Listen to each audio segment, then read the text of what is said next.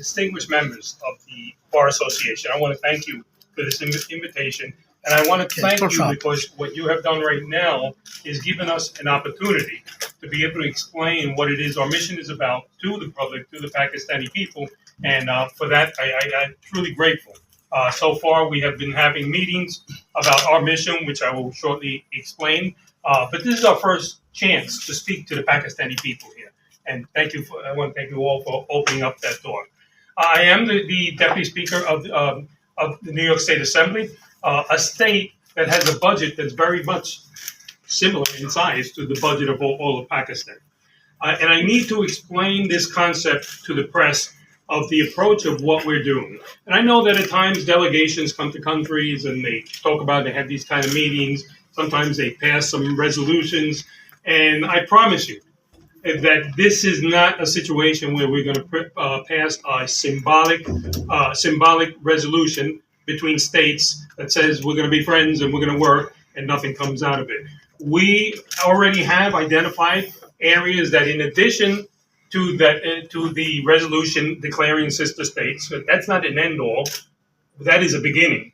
The MOUs that we hope to sign are a sidebar to that agreement, and they are in the areas of. We're starting off in the three areas: economic development, health, and education. So we're approaching this, and this is important for the press to understand and for the Pakistani people to understand, that we are approaching this in a very novel approach due to the visionary leaders like Dr. Ahmad, who has for years been putting this together. This meeting today and the mission that we're doing is the culmination of years and years of work of organizing Muslims in the United States, Pakistanis, so that we can come here and start that bridge. We're seeing a process that happens in immigration where now the Pakistani community, American community, has evolved to the point where you're getting a reverse immigration. You're getting Pakistanis who are coming back to your country. You're having organizations who are investing in your country. And as was mentioned before, APPAC has members from all 50 states.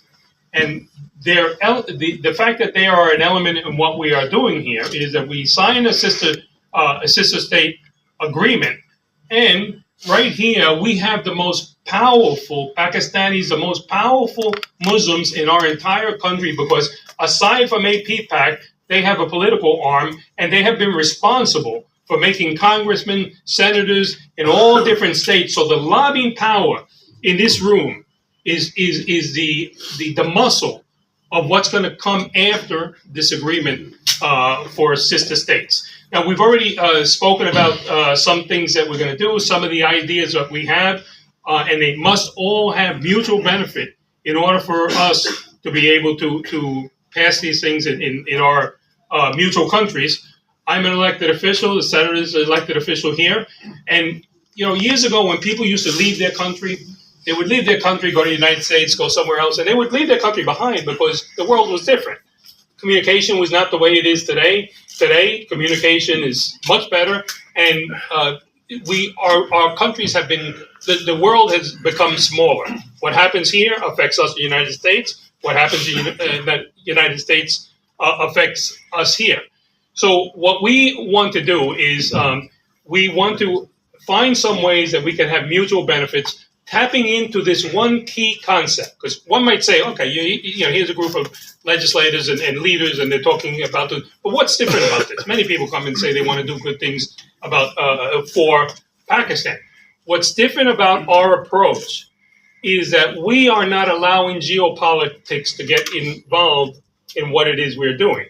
And to understand that, you must understand the concept of what United States is.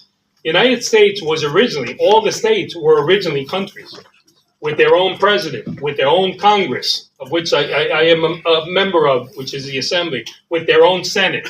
We agreed to unite the states, to create the United States on one condition, that every state retains its sovereignty to be able to negotiate trade deals on all different levels. So when Pakistan is dealing with the United States and they're trying to address some of these issues, a lot of times there's good intentions, there's good ideas, but then something happens in the geopolitical area and everything else falls apart. None of that enters into what we're doing. We are a state that has needs. You are a country or a state here that has needs, and it's about filling each other's needs. And I'll give you a couple examples. In the area of education, we have a need for nurses, pharmacists. We have a whole list of professions for where we are deficient, and we have needed. Okay, and you have the labor market. You have the labor market here. The only issue is that we, on our side, have to try and reconcile your educational system here and that of ours, so that accreditation of your nurses and pharmacists would make that immigration easier. Now, one would say, well, okay, why are we promoting people to move out of Pakistan? Well, remember, there's a mutual benefit to this. Nurses, and other people who come to the United States, they're working there. We're filling our labor market. They're paying taxes in New York, but they're also sending their money back home to Pakistan. It's something that creates an economic developer over here. So that agreement and promoting that is something that's mutually beneficial, and that is born of these agreements of sister state. On the health area, we're also working on issues like that. I know we just came from an event yesterday where Dr. Ahmad is opening up a state-of-the-art cardiac center. This is reverse investments now. This is American money coming back to your country. And in the health area, one novel idea that we are working on is to try and allow, we have government health insurance called Medicaid and Medicare. You have many Pakistani Americans who come to your country, they retire here. Their dream was always, they would have never left their country if it wasn't for opportunities that they were looking for, but they prospered and they dreamed to come back. And when they come back here, many are elderly, but they have to go back to the United States 2 or 3 times a year for medical care because their insurance does not cover them here. So we are in the process of talking to try and find a way that we can get hospitals here, get Pakistanis covered in the hospital here with that government care. Now, one would say, why would the United States do that? Why would they pay for medical care somewhere else?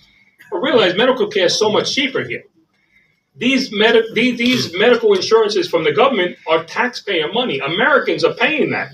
If me as an elected official can say, I'm lowering your tax burden by allowing a portion of our community, our Americans, Pakistani Americans, could get treated, an operation that would have cost $150,000, they can pay $20,000 of your taxpayer money. We're giving a benefit to Americans, and at the same time, we are giving a benefit to Pakistanis.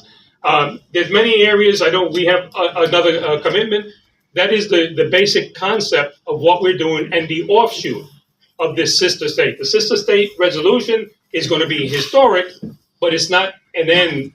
It's not an end game of what we're talking. It's just the beginning. It's just a key that's going to open up the door, and the long-term effect.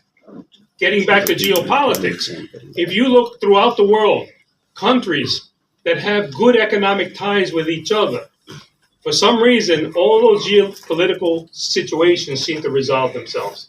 Or at the very least, a lot of ambition to work and resolve them, because you have two countries that are prospering from that relationship.